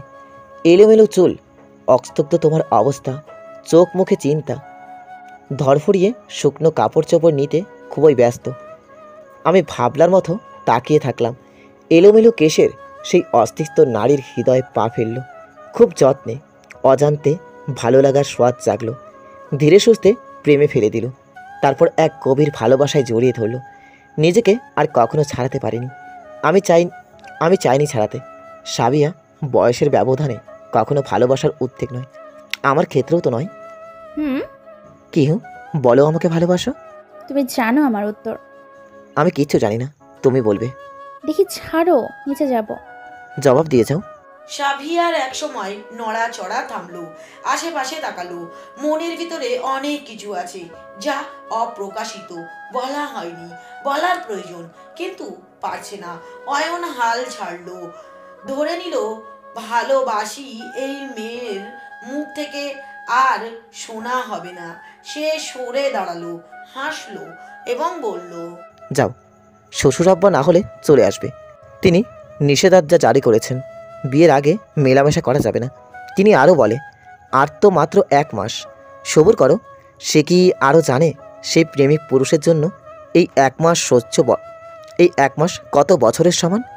সাবিয়া সরু চোখে দেখলো ছেলেটাকে। আচমকায় মনের কথাটি বলার সাহস এলো এবং সেই মুহূর্তেই অয়নকে চমকে সে জানায়, ভালোবাসি। মেহেন্দি আর্টিস্ট এসেছে গতকাল। 2 হাতে মেহেন্দি পরিয়ে দিয়ে গিয়েছে। টকটকে গাঢ় রং হয়েছে।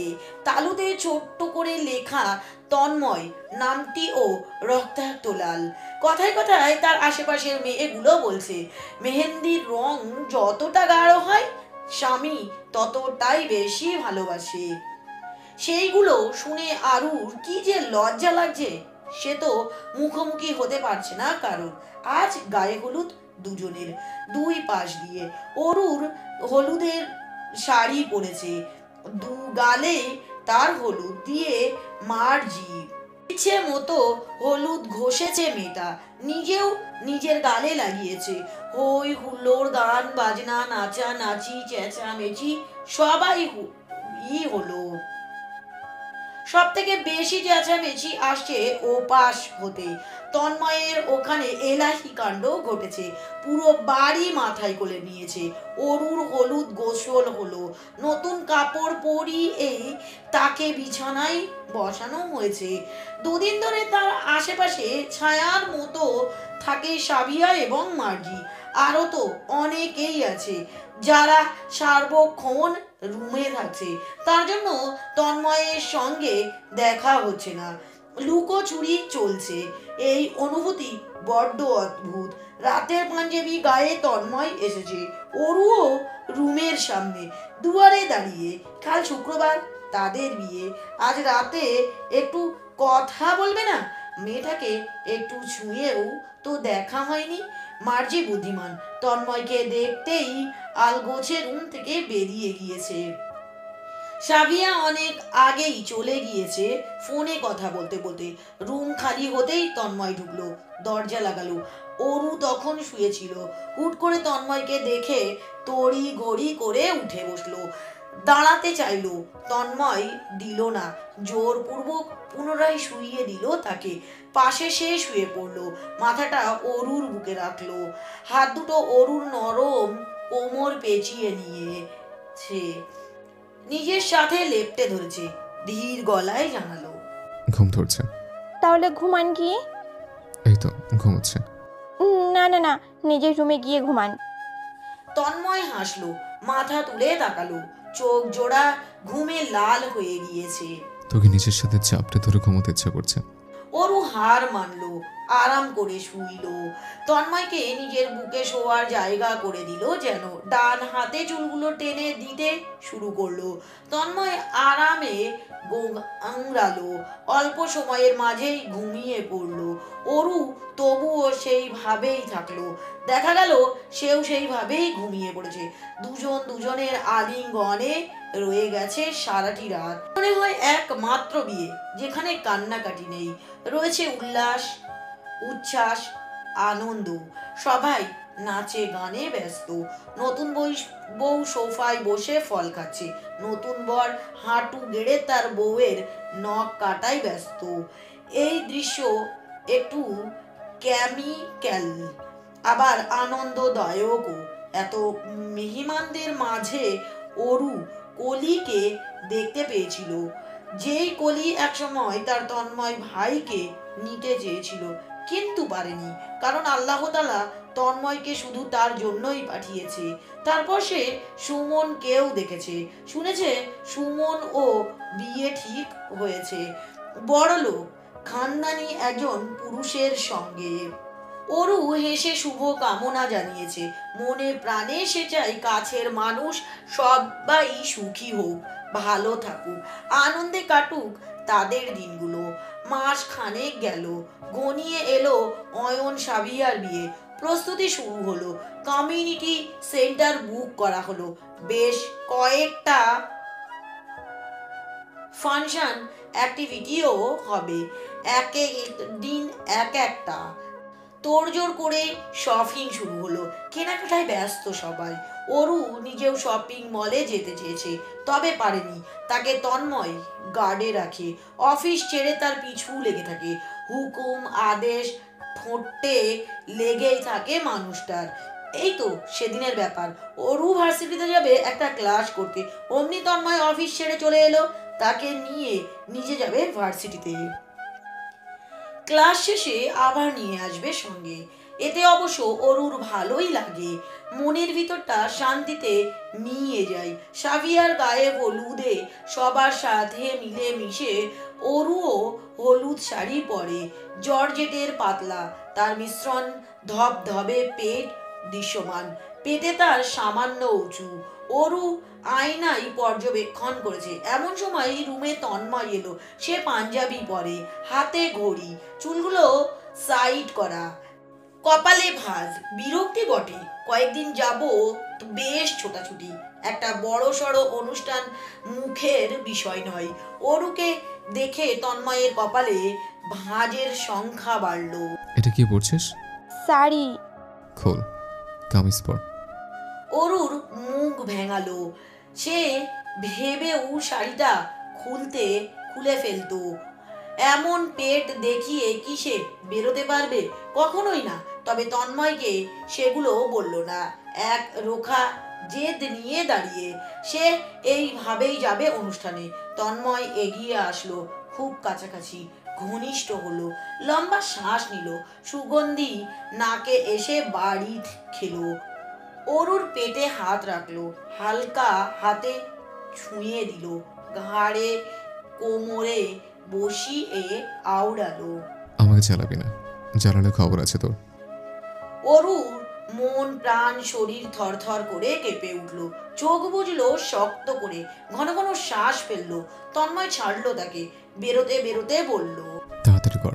বিয়ের দিন অয়ন শেরওয়ানিতে হাজির বর সেজে নিজের সাভিয়াকে কবুল বলে নিজের করে নিতে। আলিশান কমিউনিটি সেন্টার, জাঁকজমক পূর্ণ ভাবে সাজানো সোফায় অয়ন বসে, বউ এখনো এসে পৌঁছায়নি। পার্লার থেকে সেজে তারপর আসবে। অয়ন ছটফট করছে, তার আচার আচরণে সকলের নজর এসে পড়েছে। কম বেশি সবাই তাকে নিয়ে মজার ছুতোয় হাসি তামাশা করছে। কোনের গাড়ি এসেছে, হই হুল্লোড় পড়ে গেল। অয়ন হুড়মুড়িয়ে দাঁড়ালো, সদর দরজায় নজর ফেললো। বড় ভাই তার বাবার হাত ধরে এগিয়ে আসছে তার পানে, বউয়ের রূপে পরি সেজে, রূপকথার পরি। সে আসমান থেকে নেমেছে। অয়নের চোখ কেমন অজান্তেই জ্বলে উঠল। সে হাসলো। সাবিয়া কাছাকাছি আসতেই হাত বাড়ালো, টেনে উঠল স্টেজে, সবার সামনেই কপালে চুমু বসিয়ে ফেললো। হাসাহাসির রেশ পড়ল। সাবিয়া লজ্জা পেল, লেহেঙ্গা ধরে অয়নের পাশে গিয়ে বসলো সোফায়। ফটো সেশন হলো। এরপরই হুজুর এসেছে। কবুল বলার সময়টাতেই সাবিয়া চুপসে গেল। সে কিছুতেই মুখ খুলছে না, চোখের কোণ ঘেঁষে নিজ গতিতে অশ্রু বইতে শুরু করেছে ইতিমধ্যে। তার কান্না দেখে বাকিরাও ঠিক নেই। মোস্তফা সাহেব আড়ালে চোখের কোণে মুছে নিল, ঠোঁটে চাপা হাসি বরাদ্দ রাখলো। তন্ময় শান্ত, চোখ জোড়া শান্ত নেই। জাবেদা বেগম মুখ ঘুরিয়ে কেঁদে ফেললেন। হুজুর বেশ কয়েকবার বলেছেন। শেষ মুহূর্তে সাবিয়া কবুল বলে দেয়, হয়ে যায় অয়নের চিরজীবনের জন্য। অপরদিকে অয়ন সময় নেয় না, 4G স্পিডে 3বার কবুল বলে ফেললো। এই নিয়েও এক দফা হাসির রোল পড়লো। বিদায়ের পালা। হয়তো মেয়ের পাশের বাসায় যাচ্ছে, তবে যাচ্ছে তো, এতেই মনের এক অংশ খালি হয়ে গিয়েছে পিতামাতার। গাড়িতে এক প্রকার জোরপূর্বক তুলে দেয় তন্ময়। বোকামে, এইভাবে কাতার কি আছে? ওকে দিলে দেখবি আমরা। রাতে এর 1:09 বাজে। রাস্তা শুনশান, গাড়ি দু একটা ছুটে যাচ্ছে। হেডলাইটের হলুদ আলো মাথার উপরে, মর্জির হাতে উঁচু জুতো, পরনে লেহেঙ্গা, মুখে সাজ সজ্জা, ঠোঁটে লাল লিপস্টিক। সাভিয়া অয়নের বিয়ে থেকেই বেরিয়েছে সে। পাশে লম্বা চওড়া দেহের মহিন, কোট স্যুট পরে, দু হাত দু পাশে। হঠাৎ হাত বাড়িয়ে মার্জির জুতো জোড়া নিজের হাতে নিয়ে নিল। মার্জি হাসলো, কিছু বলল না, হেলে দুলে হাঁটছে, গুনগুন করে গান গাইছে। মাহিন গলা পরিষ্কার করে শুধালো, তোমার কেমন ধরনের ছেলে পছন্দ? মার্জি হাসলো, চোখ তুলে তাকালো, হাসি অটল রেখে জবাব দিল, উফ, ছেলে নয়, পুরুষ পছন্দ। স্মল হিসেবে তুমি হলে বেস্ট হয়। মাহিনের পদচরণ থমকে গেল। মার্জি শব্দ করে হাসলো, হাঁটা থামালো না, পিছু ফিরল না, পুনরায় বলল, তোমার কি ধরনের মেয়ে পছন্দ? আমাকে পছন্দ না হলে বলতে পারো। মাহিন কেমন হন্তদন্ত ভঙ্গিতে ছুটে আসে মার্জির হাত ধরে, নরম তুলতুলে ছোট্ট হাত, চোখে মুখে এক রাস ব্যাকুলতা নিয়ে বলে, আমার তোমাকে মারাত্মকভাবে পছন্দ মার্জি। তাই বুঝি? কেন? আমি তো ঠোঁট কাটা স্বভাবের, প্রচণ্ড চঞ্চল, একদম চালাক, একটু বিয়া দেবো তাহলে। এভাবেই এই মার্জি আমার পছন্দ।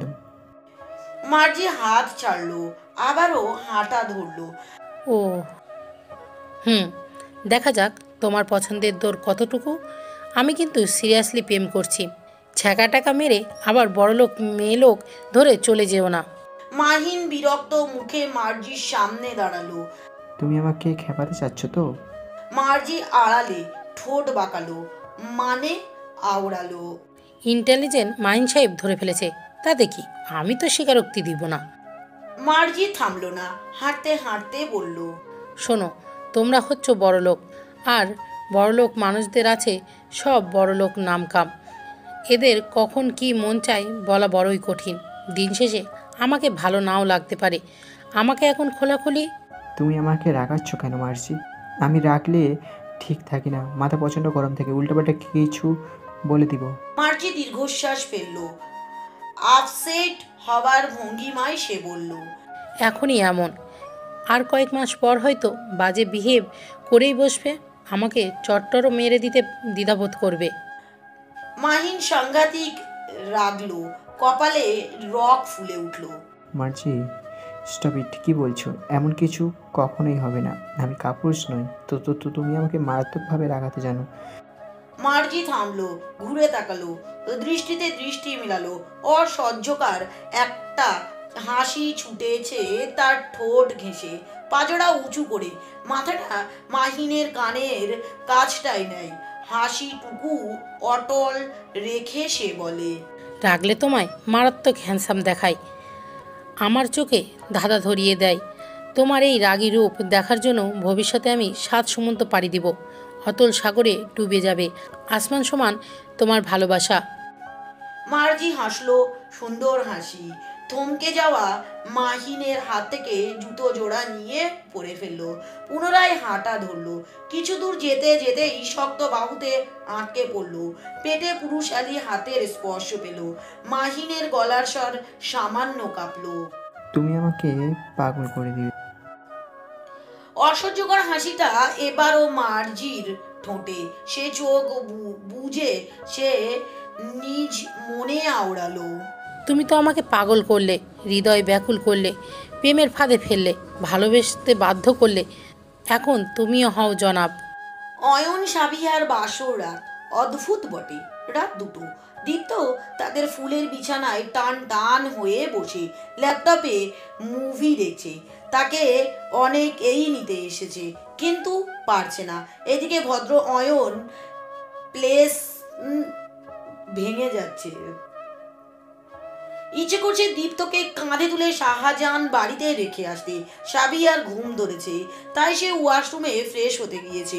গহনা গাটি লেহেঙ্গা খুলে কামিজ পরেছে, মেকআপ চুলের স্ট্রেটনিং সময় নিয়ে শেষ করেছে। শরীর দুর্বল হয়ে পড়েছে। সে জড়ো সড়ো ভঙ্গিতে দীপ্তর পাশে শুয়ে পড়ল।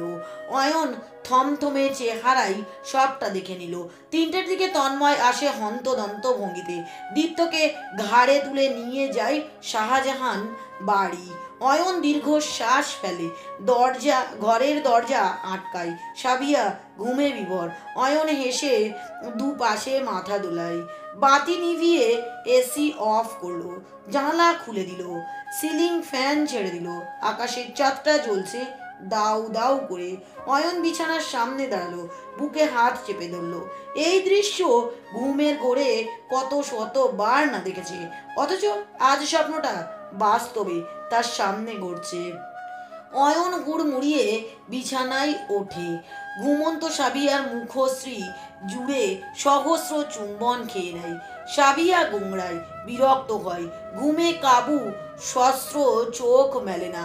অয়ন ছোট্ট গলায় আওড়ায়, আজ বেঁচে গেলে কাল থেকে বাঁচবে না। 7-7টা মাস পরের ঘটনা। আষাঢ়ে মাস, বৃষ্টি বাদলের দিন। রাস্তাঘাট সারা দিন শ্যাতলা। দিনে 8 ঘন্টার ধরণীর বুকে বেহিসাবি বর্ষা নামে। প্রকৃতি করে তুলেছে উচ্ছ্বাস প্রাণবন্ত। অরু বৃষ্টির দিনগুলো পছন্দ। বৃষ্টির দেখা তার মোস্ট ফেভারিট কাজ। আগে বৃষ্টি হলে দৌড়ে বারান্দায় যেত, ভিজতো। এখন কি আগের মতো সে আছে? আরু এখন নড়তে পারে না, বিছানা থেকে উঠতেই কষ্ট হয়, ভারী বড় পেট ধরে উঠতে হয়, পানি জমানো পা ফেলে ধীরে সুস্থে হাঁটতে হয়। মুখশ্রী ফুলে টমেটো। মা হলে নাকি নারীদের আলাদা সৌন্দর্য ফুটে ওঠে, আসলেই তাই। অরুকে দেখলে দেখতেই ইচ্ছে করে। মেয়েটাকে চোখ বাঁধানো মায়াবী লাগে, সৌন্দর্যের রানী। তন্ময় অফিস যায় না ইদানিং, বেশিরভাগ সময় বাড়িতে থাকে, অরুর পাশাপাশি কাছাকাছি।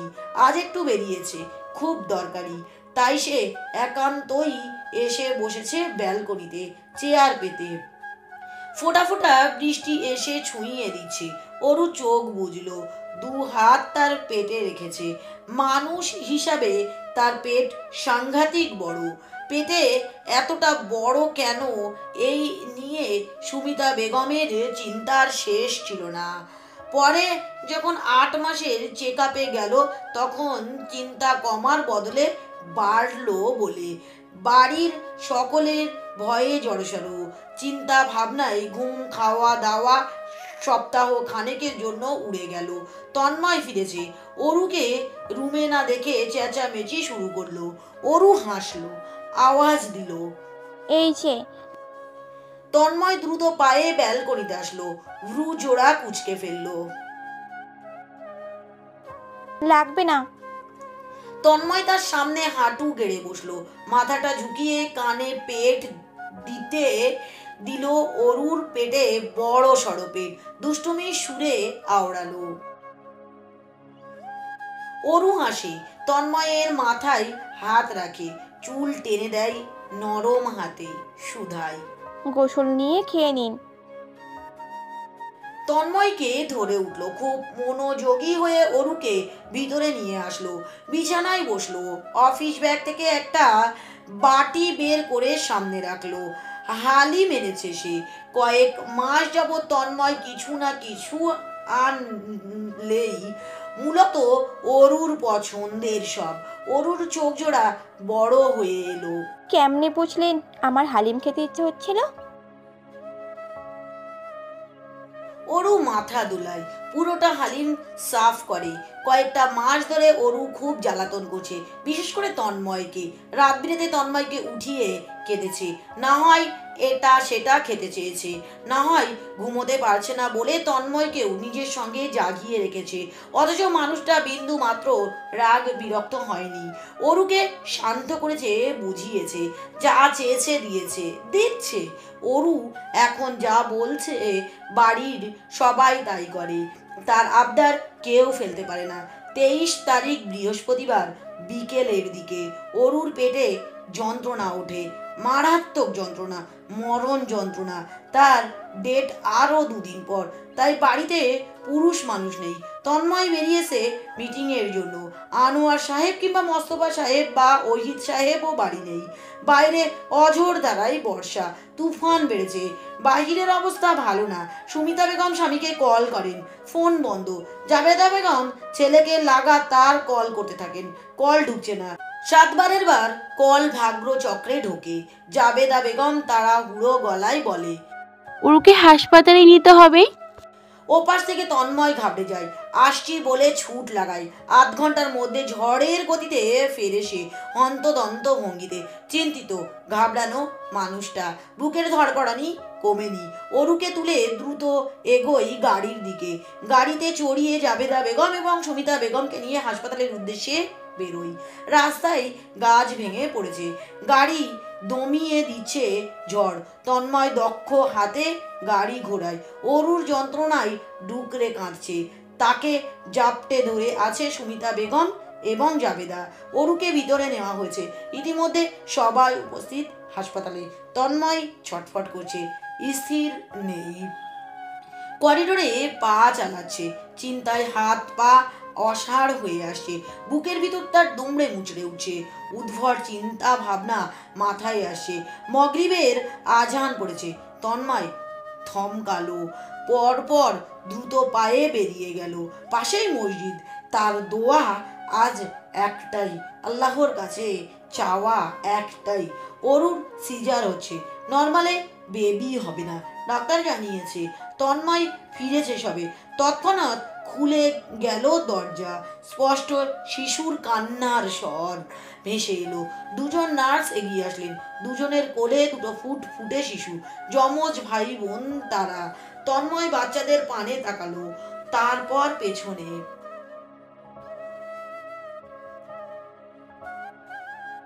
তন্ময় বুকে আটকে রাখা শ্বাস ফেলল, অজান্তে কখন চোখের কোণ ভিজে সে জানা নেই।